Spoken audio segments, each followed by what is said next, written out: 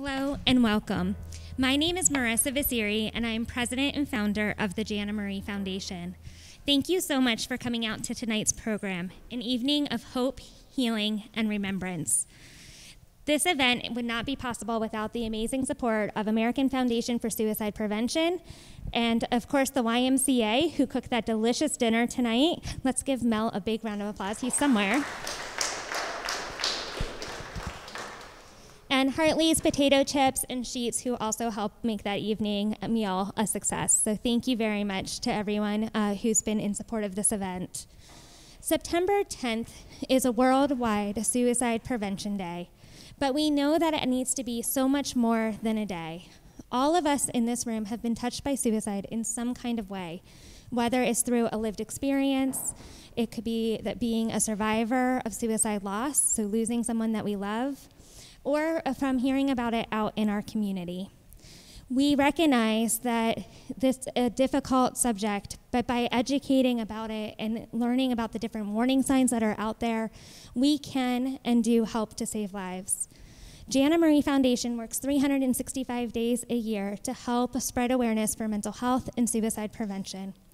In just the past year, we have reached over 400 individuals in mental health first aid or youth mental health first aid, which is an 8-hour curriculum designed to help raise awareness for the different warning signs for mental health and how we can engage in courageous conversations and provide different resources to those individuals who may be in need. We also have offered QPR, or Question, Persuade, Refer, suicide prevention training to over 1,000 individuals in the past year as well. And that's a 2-hour training that talks about suicide in particular and how we can prevent it by, once again, learning how to ask those questions, learning how to listen and persuade for help, and then also knowing those different resources that are available. We also do a bunch of different programs within the schools, including the Stompers Project. So there is a Stomper in the back of the room.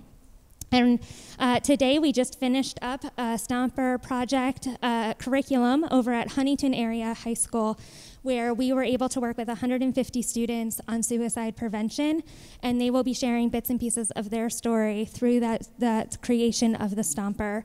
And we're really excited to unveil it on September 16th during the Huntington Art Walk. So if you're available, make sure you stop out at Huntington Area High School to see that.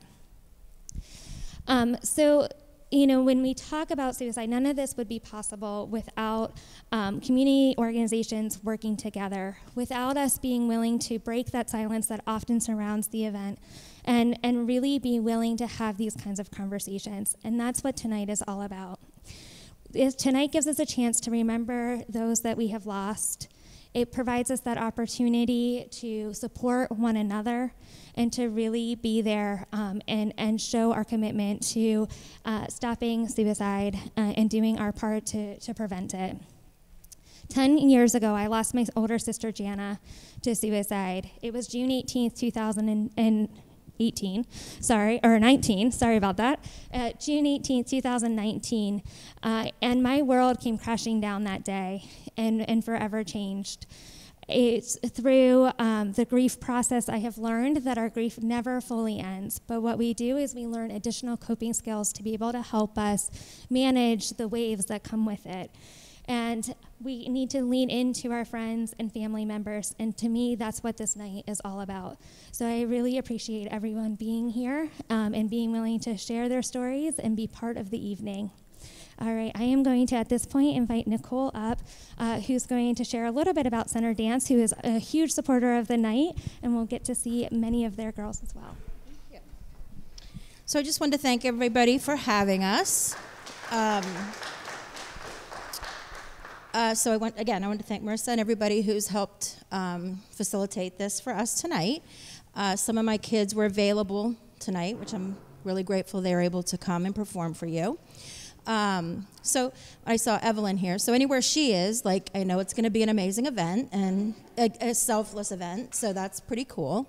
So I saw a lot of quotes today posted for the commemoration of the day, but I really like this quote because I try to teach the kids. how much giving for a special event like this can bring back to ourselves. So it says, as we work to create light for others, we naturally light our own way. So we try to share our talents, so hopefully you enjoy our performances tonight. So we're going to start with our little with some of our pink team. Some of them couldn't come, but girls, can you come up a second? So this is one of our competition teams, and they learned this dance pretty recently. So we're going to premiere it here tonight, and then in a bit we will see. I think Riley dances next, and then Madison. I'm not sure. So Riley and Madison are on our senior company, and I'm really so excited that they could come and share their talents with you tonight. So we have Heavenly Day. So let's come over here. So girls, you can take off your masks while we perform, okay? So we have Reagan. Guys, can you come over? I'll introduce you quickly. Come on, Olivia. Come on. Come here. Okay, so we have Olivia, and we have Reagan, and Sylvie, and Sophia, and Isabel. So you guys they're very nervous about these masks. So we can just put them down while we dance. So you ready? Okay, so this is called Heavenly Day. And we're going to get started. Thank you.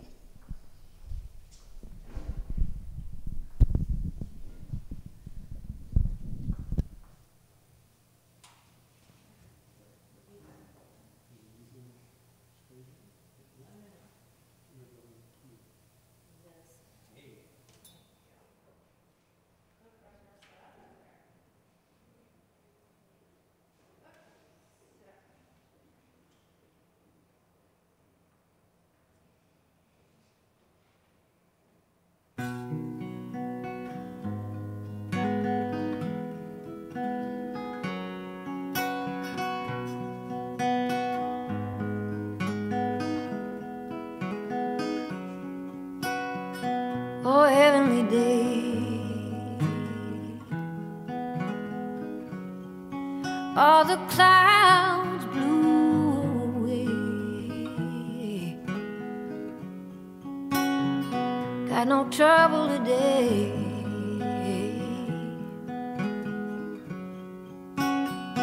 with anyone.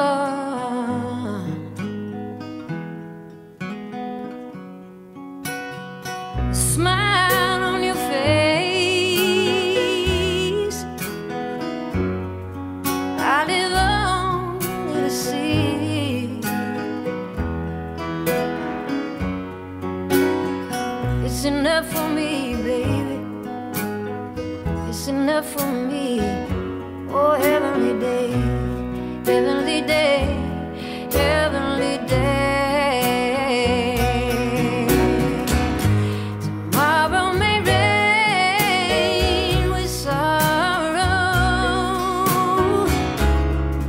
Here's a little time we can borrow. Forget all our troubles in these moments so few. Only I'm glad to be here with you on this heavenly, heavenly, heavenly, heavenly, heavenly day. Oh, all the trouble gone away. Oh, for a while anyway, for a while anyway. Heavenly day, heavenly day, heavenly day, heavenly day, heavenly day. Oh, oh, heaven day.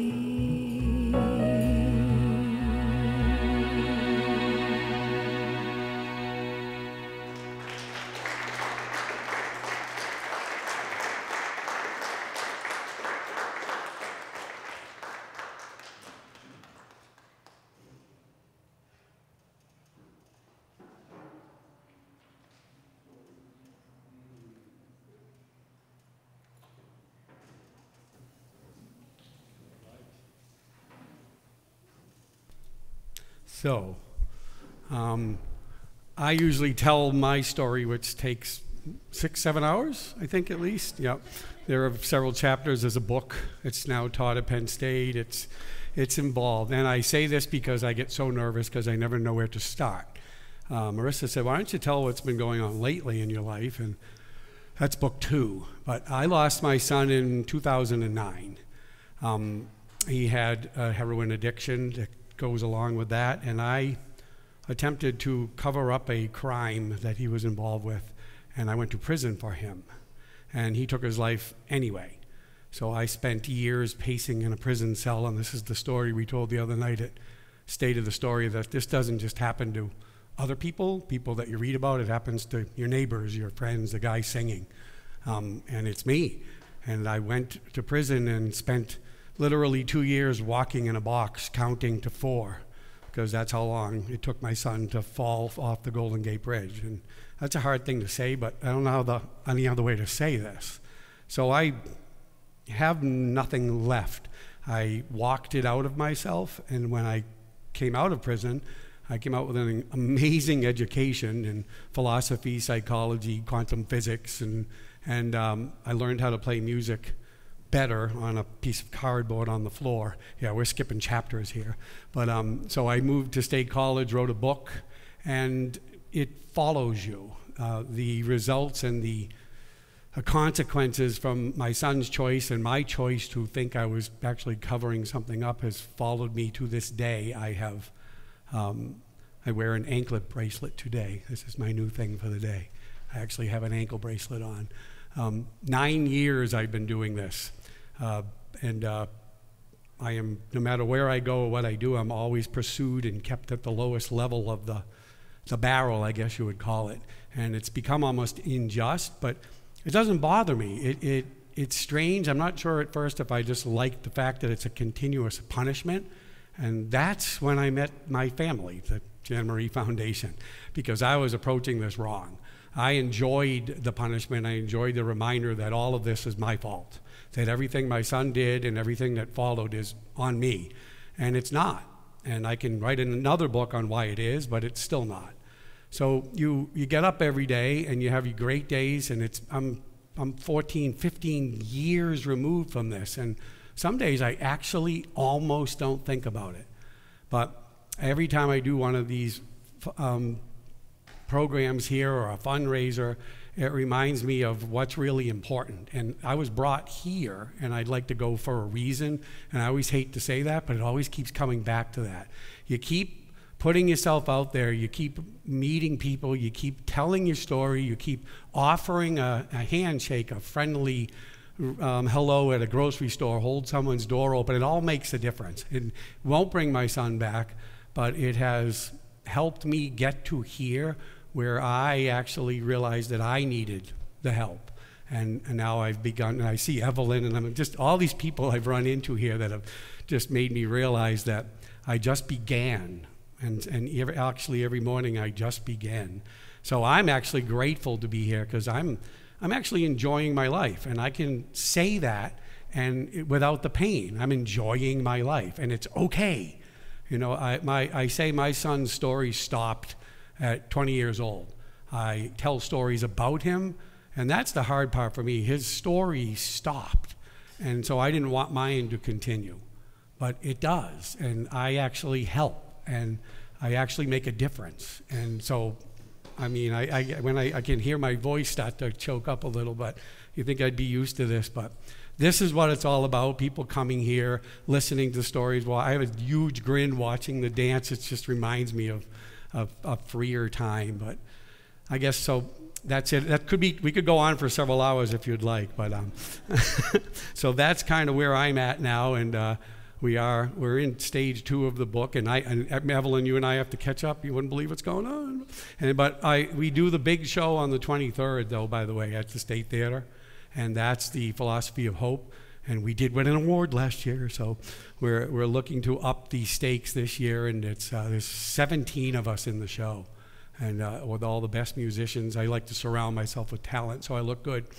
And so thank you for coming. And what do we do now, Marissa? Am I singing again? Are you really? So what about a depressing song, maybe? Or all right. So I got an idea. If you'll put up with me for a minute, I might as well play you a song from the show. since we're actually doing one, hopefully I won't blow everything up. I just saw Miriam come in. Hi, Miriam. I miss you. Okay. Whoops, sorry. And to think, Marissa, that I wasn't going to bring a PA system. What would we have done? So for each year for the show, I write 20-odd songs, and we send them out to my son, my older son. It's kind of strange. That's another problem. I have 2 sons, and so is one of them a success and the other a failure? Talk about another book. I mean, he's got 7 Grammys now and an Oscar. So he's the production engineer for La La Land, Star is Born, Guardians of the Galaxy. He's working on Babylon right now, and he's in Italy. And so he takes these songs and he picks the best of the best that I write. And this is his favorite. And this one is called How Do I Say Goodbye? And he thought that I wrote it for him because he's getting divorced. So, I mean, life happens to everyone. That's on, isn't it? Because I am deaf. I have been hit by lightning twice. I'm not making any of this up. So this song is called How Do I Say Goodbye?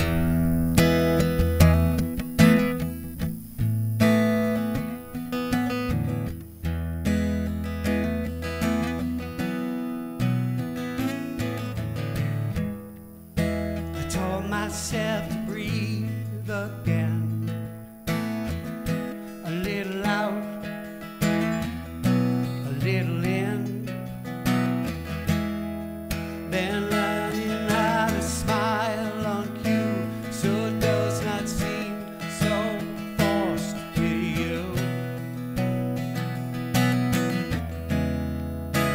Thinking I might take a trip, maybe this summer, maybe this fall, although that seems a little quick. 'Cause all I see is what I know. There's just a lot of places where we used to go, and now I need to find a way to say goodbye. But how do I do it?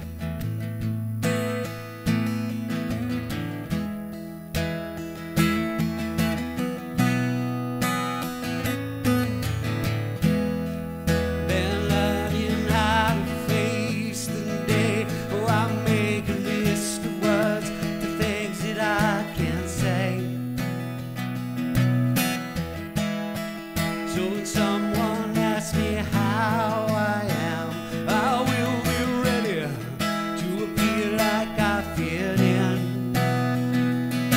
'Cause when I laugh, the world laughs with me crying, and I cry alone. Wake up in the middle of the night, 'cause I thought I heard your voice singing. How do I stop the pain? And how do I find my way? And how do I make you stay? And how do I say goodbye? Yeah, but how do I do it? How do I do it? How do I say goodbye? Yeah, well, I taught myself to breathe again,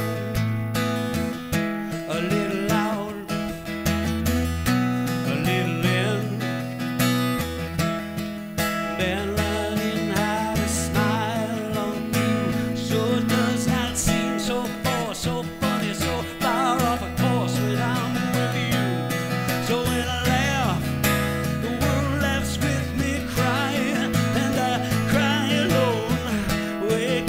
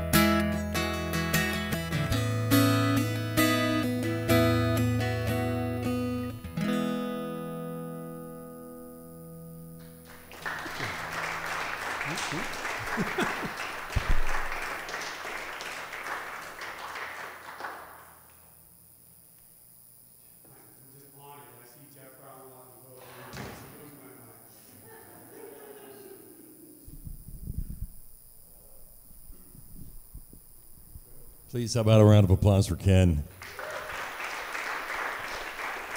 He's incredible.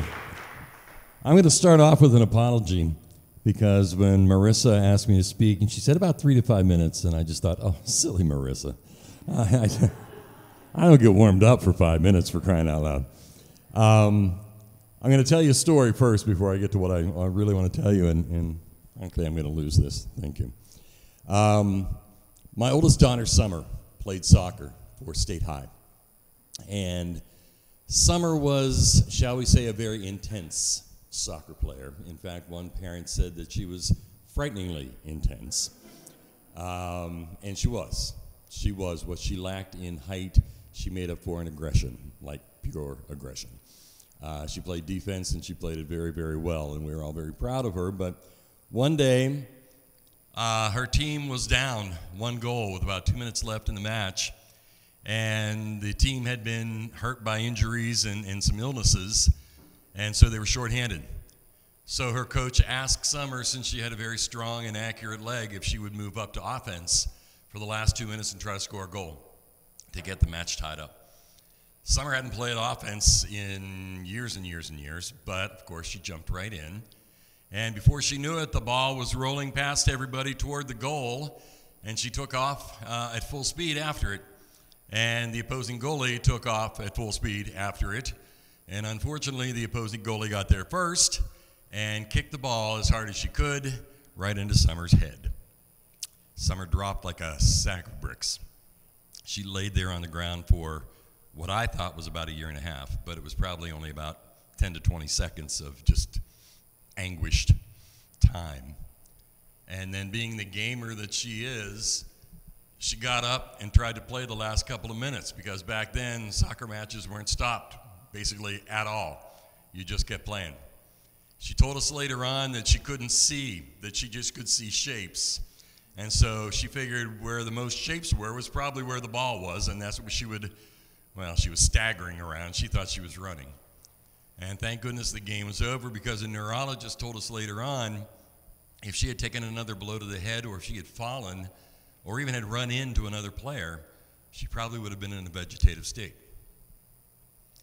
Summer not only survived, but she's thriving today. But in the weeks ahead, she was still having problems. It took her a month before she could stop veering into walls, and she needed special attention at school and extra time taking tests. But she got to get better, and she wanted to be part of the team, so she became the manager, because she knew she was out for 1 year. And so she wasn't long before she was on the field, and she's kicking the ball around with her friends and having a great time and laughing and dancing to the warm-up music. And it wasn't too long after that before the whispers started from a few of the players and a few of the parents, thinking that maybe she was dogging it, that there really wasn't much wrong with her. Why wasn't she out in the field? If she could do all this stuff pregame, why wasn't she playing? Which really hurt her feelings. And Kathy told me at that point, I really wish she had broken her leg or torn her ACL or something to put her in a brace or a cast or on crutches or whatever, so people could see that she was hurt. You know, if nothing else, let's wrap her head in gauze, for crying out loud. At least people could see that.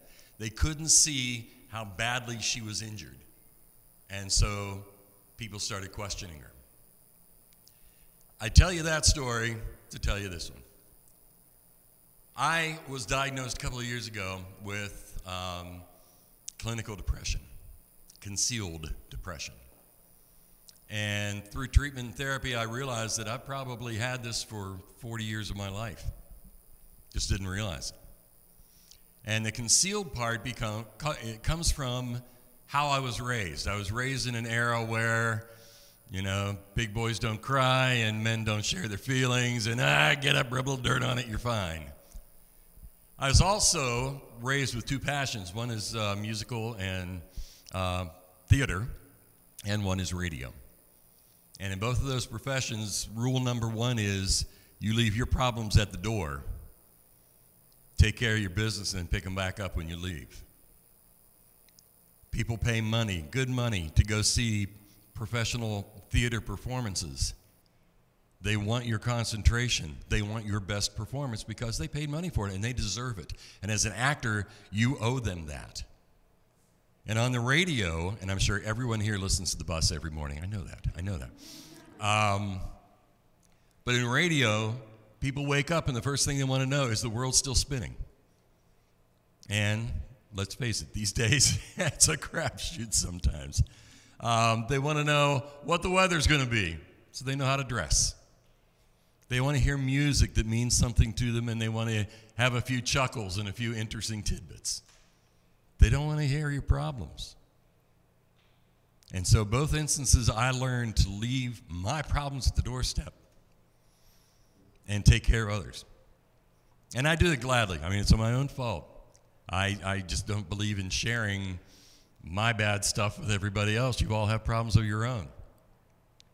But the message I want to get through to you tonight is that there are a lot of people in the world who are carrying around a lot of things.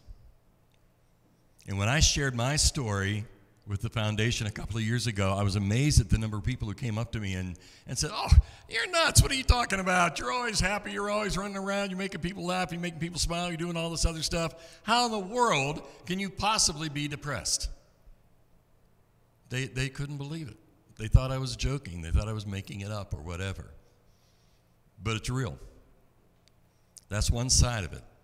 The other side of it is maybe a cashier, maybe a teacher, friend, relative, whomever, is a little grumpy, maybe a little short, things like that.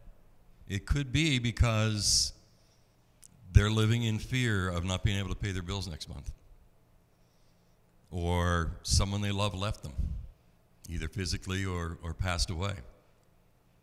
And they're not sharing that with you.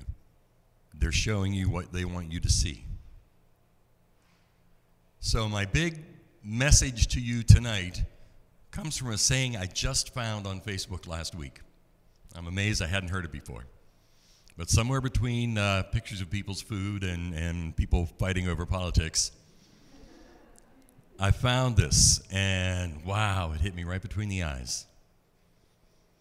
And it says, just because someone carries it well doesn't mean it's not heavy. I love that. If I would get a tattoo, that's what I'd get. Just because someone carries it well doesn't mean it's not heavy. So when you're encountering people you know, or maybe people you don't know, give them some extra compassion. Give them some extra respect. Give them the benefit of the doubt. And for the most part, give them love. Because like Don Henley sings in his song, there's not enough love in the world, and we need to manufacture more of it. Thank you for giving me my time, Marissa. Thank you for creating this outstanding foundation at a time when your world was crumbling around you. That takes chutzpah that I don't know that I have. But thank you for doing that. Much love to all of you. Thank you.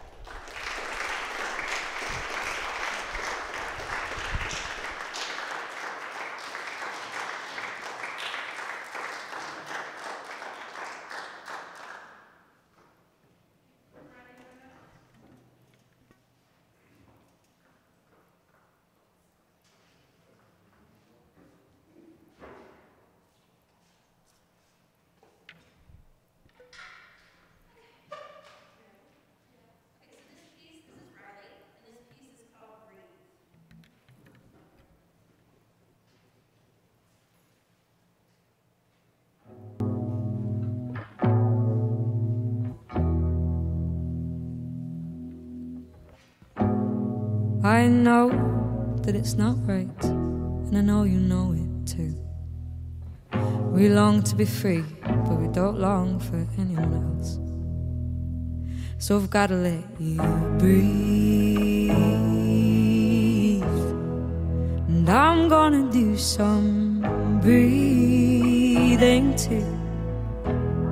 Just remember when I leave, I'm coming back for you. You've got so much ambition, I love that about you. But ambition can lead down so many paths, I'm on a different road to you. I know deep down you love me. I love you too, but love makes us blind. Let me tell you again how perfect you are, just not the perfect one. So I've gotta let you breathe. And I'm gonna do some breathing too. Just remember when I leave, I'm coming back for you. And you shook my world apart. I had it all mapped out until you came and you took my heart. There may have been misdirection of affection at the start. And if you're the match, I'll try to be the spark.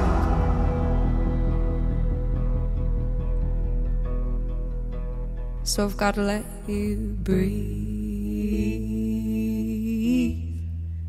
Now I'm gonna do some breathing too. Just remember when I leave, I'm coming back for you.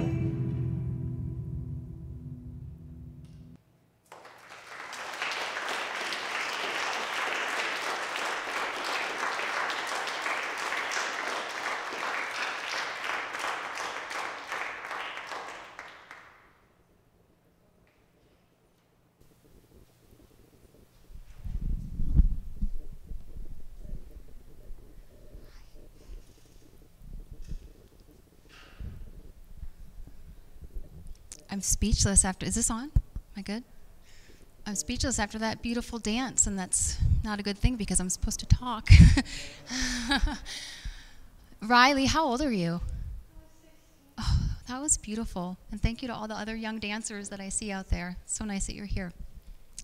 My name's Miriam, Miriam Powell, and until recently, I was actually the community engagement manager for Jana Marie Foundation. So I know I snuck in a little bit late, but it sure is nice to be in the company of the people that I love and care about so much. So I'm wearing a little bit of a different hat this evening. I'm here to speak a little bit about Jana Marie Foundation, but I'm here more to share a personal story with all of you. And so bear with me. I will make it through, I promise. But this is the first time that I have ever shared my personal story. And I won't lie, I know a lot of that is because of the shame that often comes around mental health. I think we're all aware of that.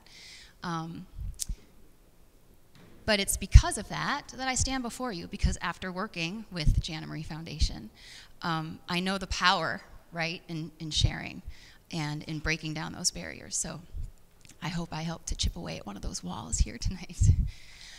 So for those who do know me, my heart kind of lives in two places. I'm in Pennsylvania, yes, but I love the Midwest. I was born in Minnesota and then raised in a suburb of Chicago, and so those are my happy places.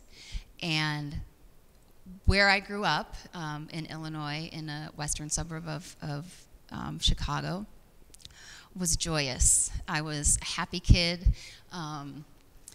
I have many report cards where my teacher comments on the fact that I'm a bit of a social butterfly. Probably won't surprise a lot of people here.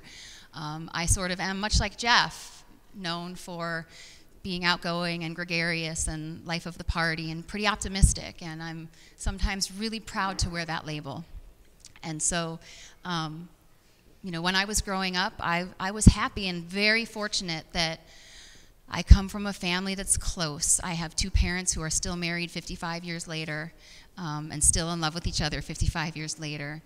I have two older brothers. One, sadly, is no longer living, but they were, are, and still are, you know, some of my best friends for the one that is still here.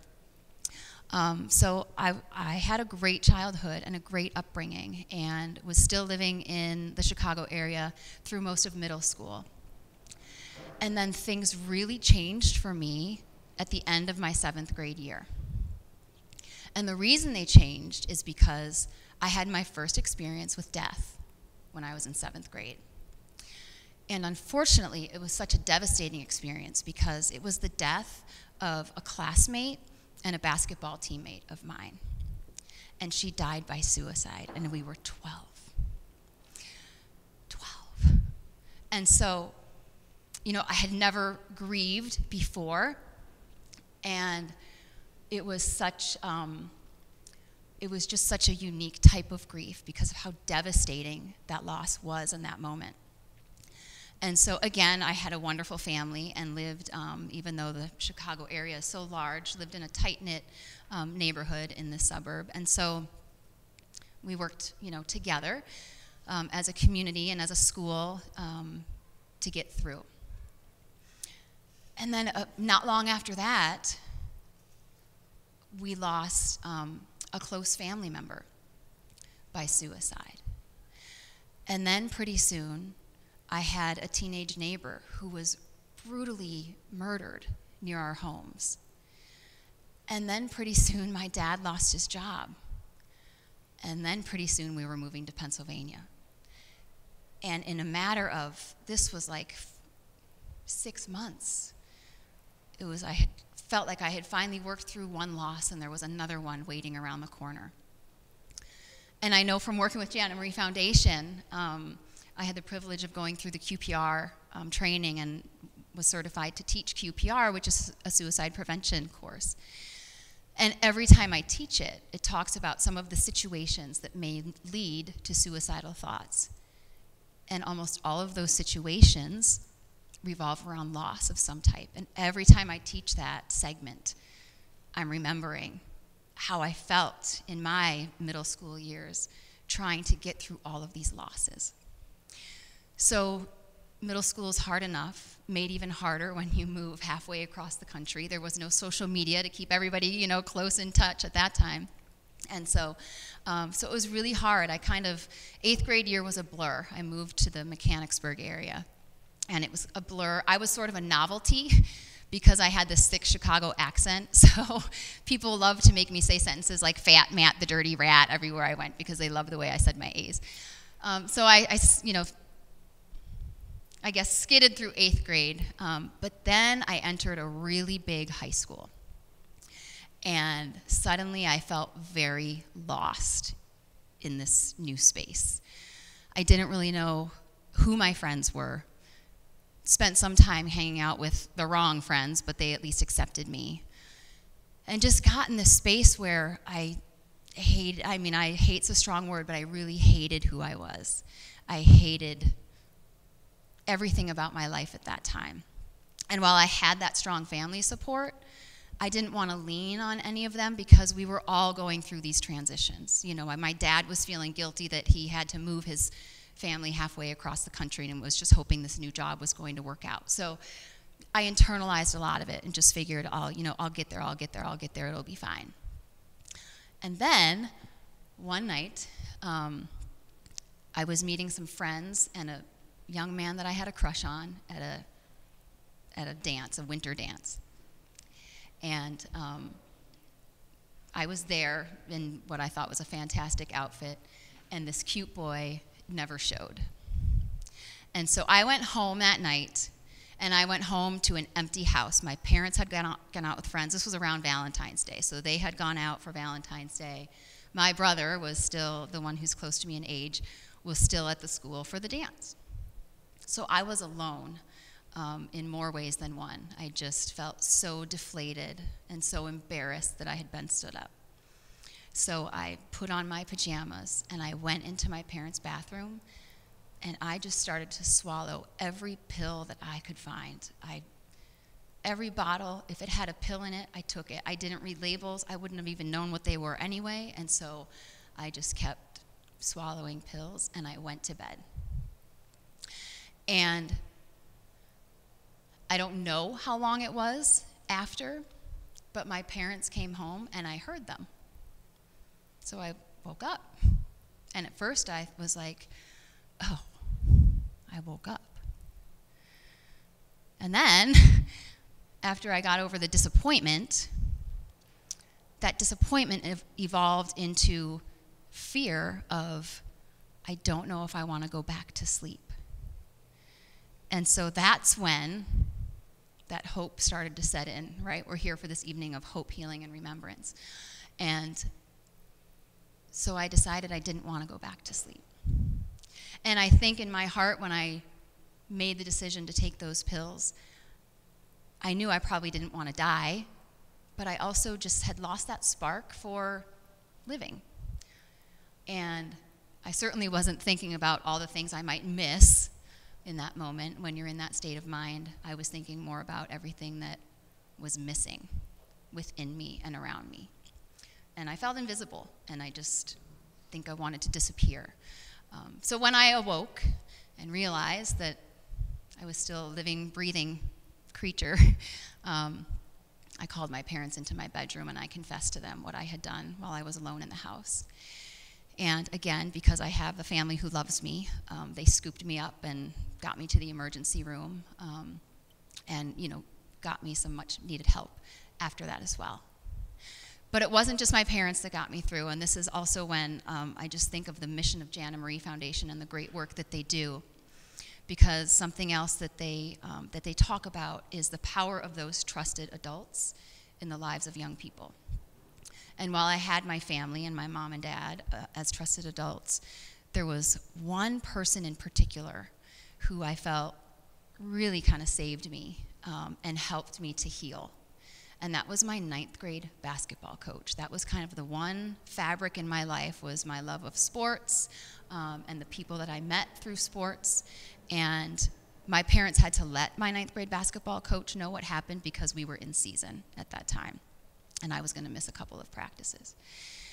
And my first practice back, she greeted me and pulled me aside. My teammates had no idea what had transpired in my life, and they, to this day, don't, but my coach did. And she gave me an amazing gift that night. Just the gift of her compassion and understanding was enough. But she gave me a mixtape. And for those of you who are from that generation and know what a mixtape is and the power of a mixtape, one side of the mixtape was all James Taylor songs, and the other side of the mixtape was Crosby, Stills and Nash and Cat Stevens. And I played those songs over and over and over. And on side A, on the James Taylor side, the very first song at the top of the list was You've Got a Friend. And that just kind of became my anthem. And again, when I think of Jana Marie Foundation and just the power of art and healing and music and all of those things, that did it for me. I mean, just being able to pop that tape in whenever I got headed back in that direction of darkness, I just knew that there were people out there, there were lyrics out there, and whatever it was, that I now had to help lift me up. And so I will not lie, it has been a lifelong struggle for me. And I still have periods in my life where, I can feel very down. And again, much like Jeff, you would never know it because I wear that mask of everything's good and everything's great. But now I can self-manage and I know what I need to get through. But I just want to remind everybody, we all have our own stories, I'm sure. And I appreciate all of you listening, really for the first time as I share. And I thank all of you for what some of you do every day to help young people and to share your story and to dance and the power of art.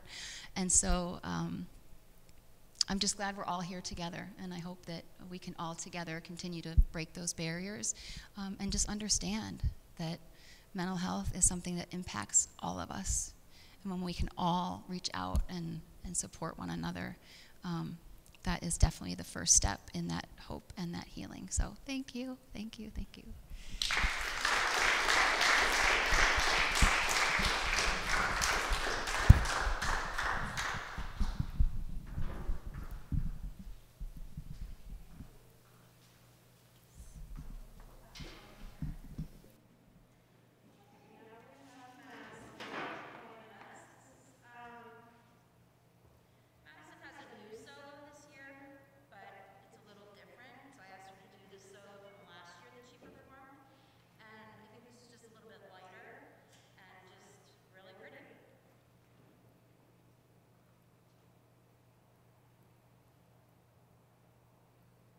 hatred is not in my blood.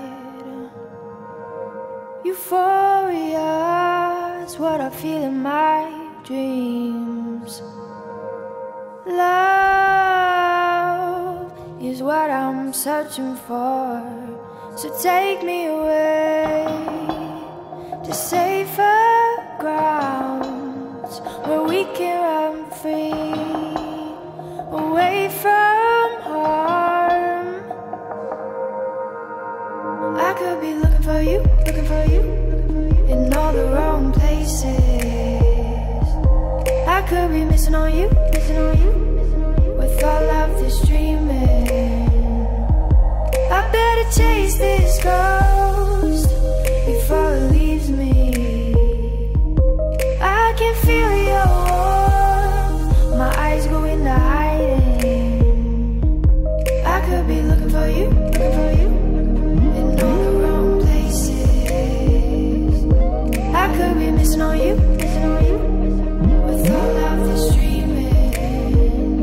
So take me away to safer grounds where we can run free, away from harm. I can't lose my mind while wishing for you. I need to keep running until I can't see your face in the corner of my brain now. I could be looking for you, in all the wrong places. I could be missing on you, with all of this dreaming. I better chase this ghost before it leaves me. I can feel your warmth, my eyes go into hiding. I could be looking for you, in all the wrong places. I could be missing on you, with all of this dreaming. I could be looking for you, I could be looking for you. I could be missing on you, I could be missing on you.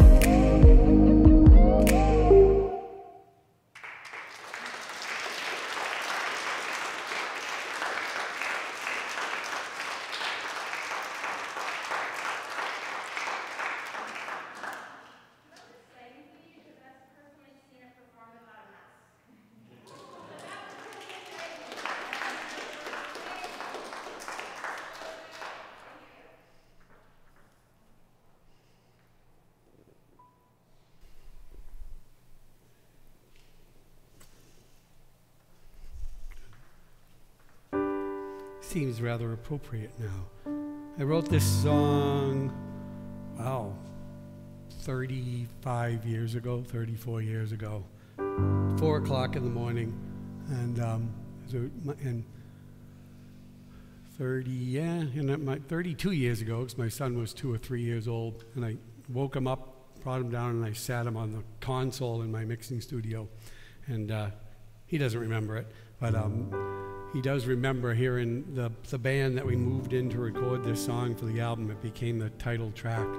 And you have those moments. When I listen to Jeff talk, I'm thinking, wow, do you listen to me in the morning when I get up? Because that's exactly how I feel. Like, all right, just put on the face of the day because everything's great, right? But it's not.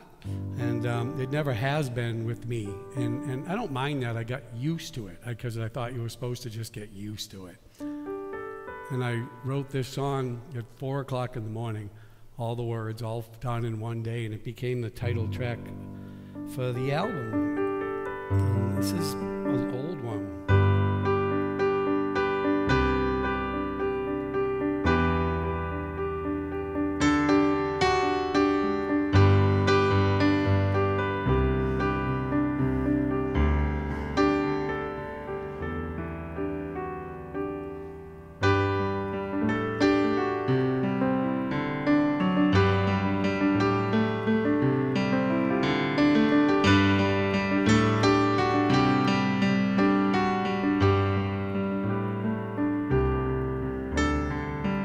What you gonna do now with the rest of your life? Now that you've seen where it's going and you know it ain't right. Strange how we torture ourselves with ourselves, and we think that we'll just put our soul on the shelf. And there it will stay, so protected and oh so very clean. You know what I mean? In your life it goes by in the blink of an eye. And you wonder why in the blink of an eye you will. How am I gonna do this with everyone here? We've all got our secrets and baby, we've all got our fears.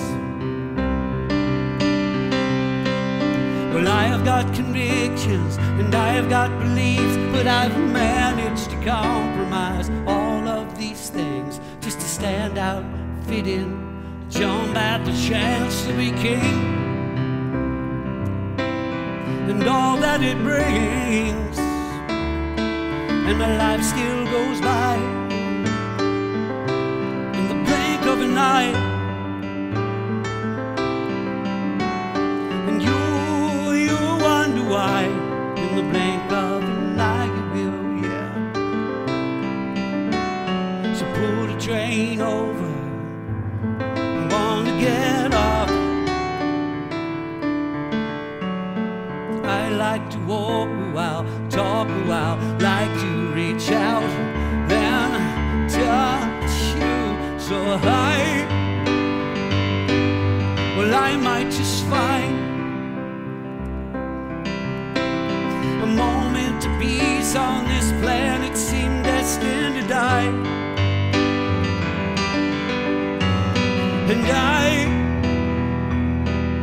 And I might just see shadow of hope in this faded reflection of me. And my life won't go by in the blink of an eye it will.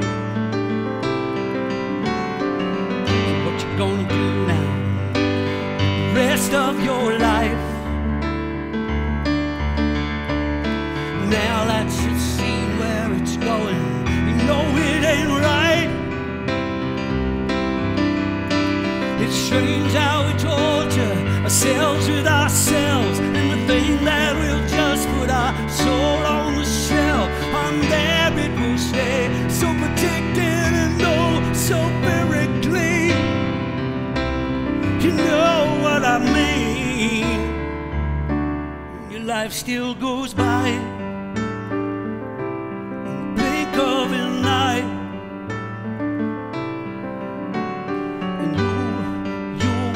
Why in the blink of an eye you will, yeah. Woulda, coulda, maybe I should kinda sorta think about it now. In the blink of an eye I will. In the blink of an eye I will.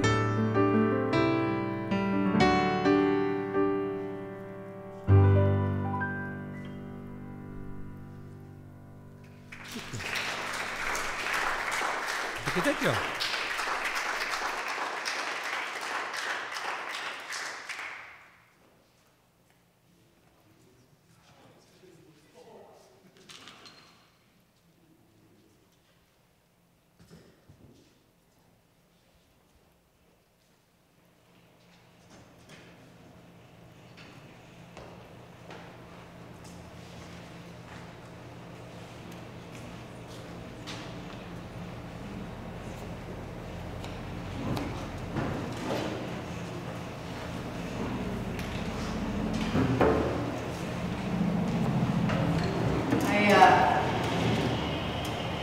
My partner that I was feeling a little embarrassed as I kept hearing my name mentioned. But as I sat and thought about that, I wanted to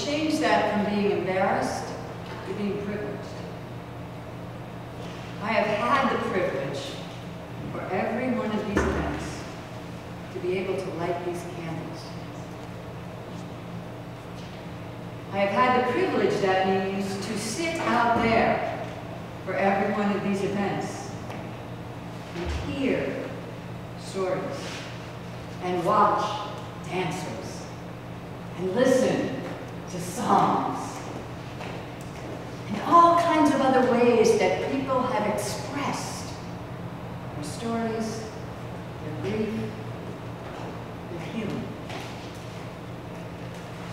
So as I stand before you this evening, I am equally as honored and privileged to be here. And when I look at those empty seats, I wish that they were filled with more people who could hear and see and experience. Because I definitely believe that despite all the pain and all the anguish that you may have felt or feel, or that those who spoke tonight shared, He gave us the gift of hope.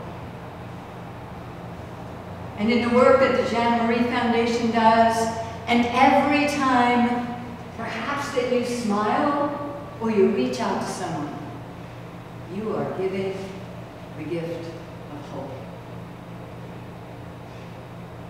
We talked about invisibility tonight. We have no idea what's going on in the heads, the hearts, the minds, the lives of anyone. And we've heard in years past how that smile, how just saying to someone, no, really, Jeff, how are you today? Really, how are you? And Jeff takes the chance and says, you know what? I had a really crappy day. We hold hope for people. Tonight, in song, in dance, in stories, healing has happened. And I hope that that healing didn't just happen for the storytellers and the dancers and the singers, but I know it happened for me. Miriam, I was excited when Marissa said, Miriam's going to share her story. I had no idea what Miriam's story was. And do you realize you are the recipients of a story that she's never told before, except for that small group of people who know. That takes me back to the word privilege. And what a privilege it is for us to share in your story and in each other's story. I have the privilege, the first Tuesday of every month, to sit with an amazing group of people who month after month after month share their stories. I have the privilege of facilitating the suicide survivor group. I am a suicide survivor as well. And as I light that candle of remembrance, tonight I remember my mom. My mom was 62 years old when she made the choice to take her life. 7 years ago, I turned 62. And on that day, I thought about my mom. I am one who truly loves life. And suddenly it hit me as a 62-year-old woman relating to a 62-year-old woman who happened to have been my mother. What pain and what anguish she must have been going through. Part of it visible, but much of it invisible. Didn't know. Didn't know. One of the things that I hear over and over and over again in our group is I don't want people to forget. I don't want people to forget my mother. You don't want your people to forget Shanna. There's other folks here that we don't want to forget. We want to remember. So tonight is a night to remember all of those we have loved and lost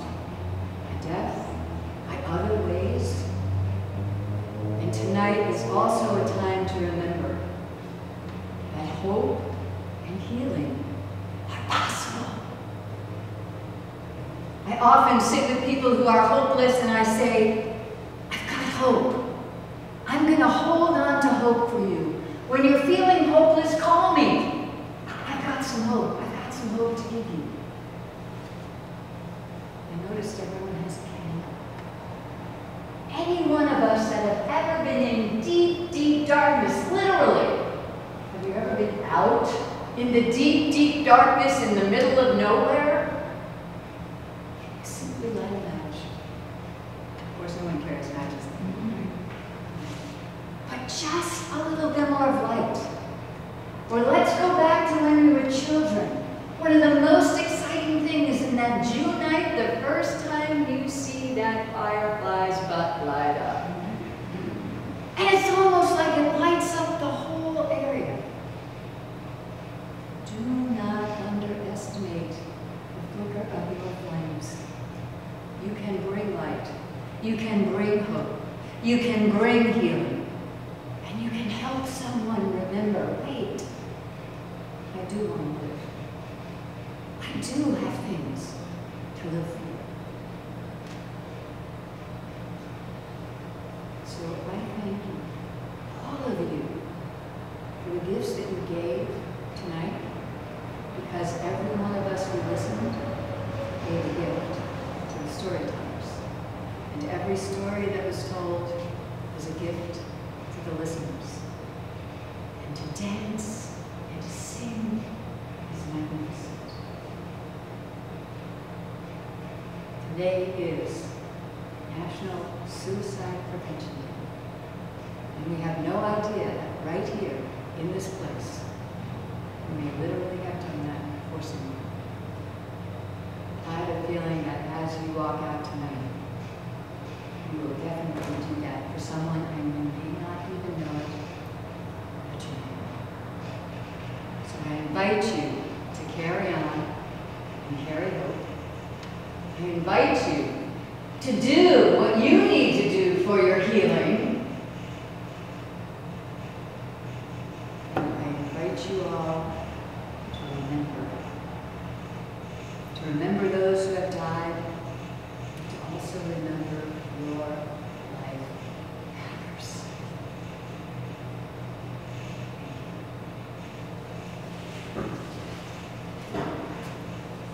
We're going to invite the speakers to come up and light their candles and then share your light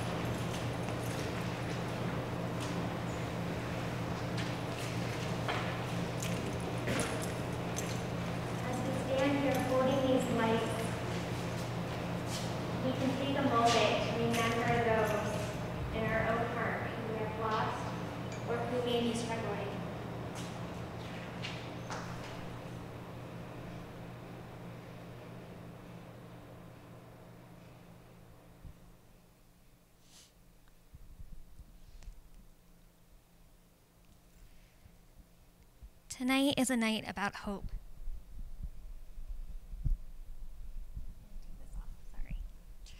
So every year, this night is so meaningful. It is always such an emotional night, from walking through that door when we're setting up, to standing here at the end of the program. But it's a night that spreads hope, and we see that through each of our speakers.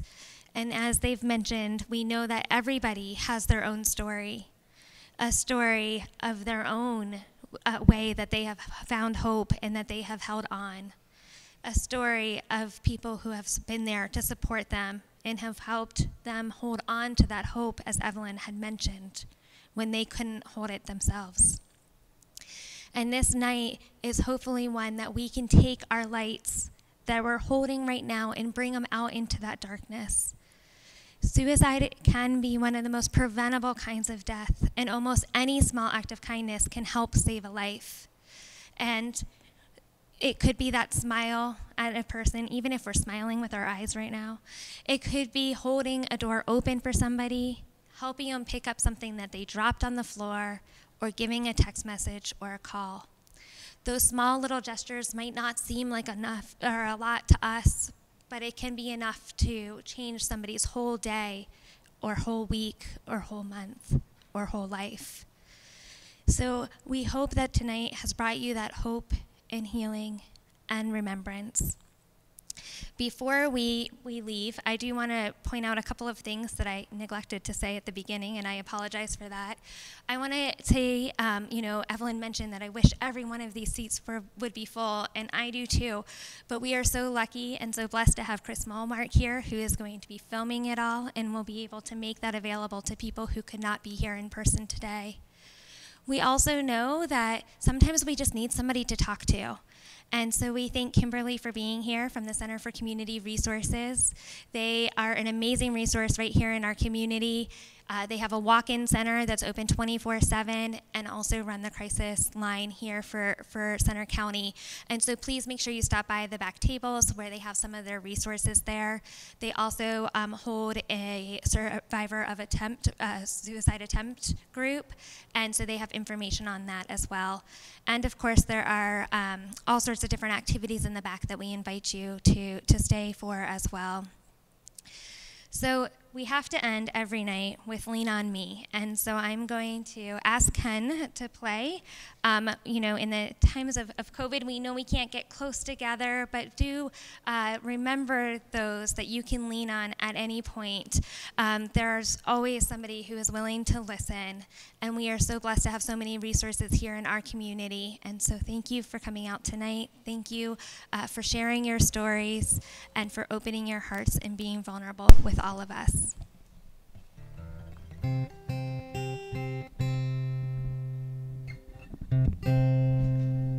of love the irony of this final song. I've been playing music for 45 years. I've never, ever, ever in my life actually played this song. We did it in the first year of the Philosophy of Hope, but I have no memory of it, so I had to actually look it up. So this could be interesting, folks.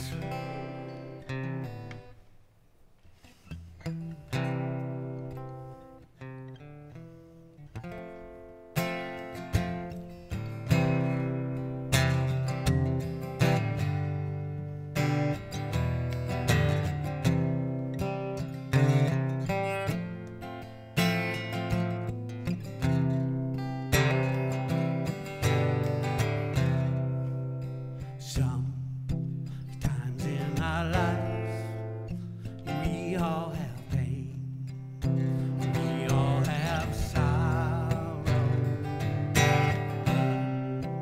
If we are wise, we know that always true.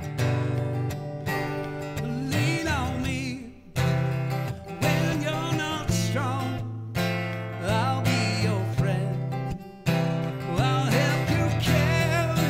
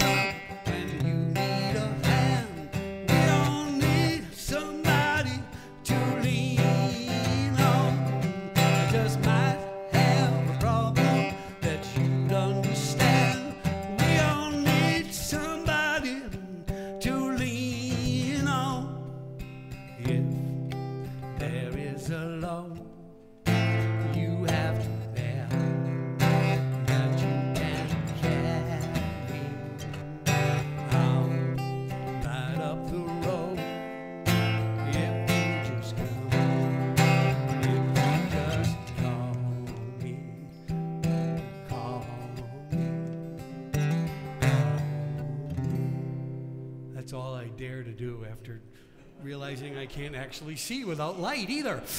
So,